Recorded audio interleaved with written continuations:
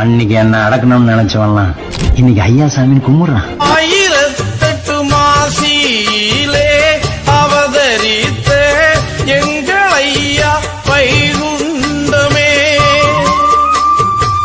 நாரணமே வைகுண்டமாய் நாட்டில் வந்த காரணத்தை சொல்லும் ஐயா. காரணத்தை கேளுமக்கா, நானும் தவம் இருக்க வந்தேனடா. முக்கி பல தருவதற்கு நானும் 3 தவம் செய்தேனடா.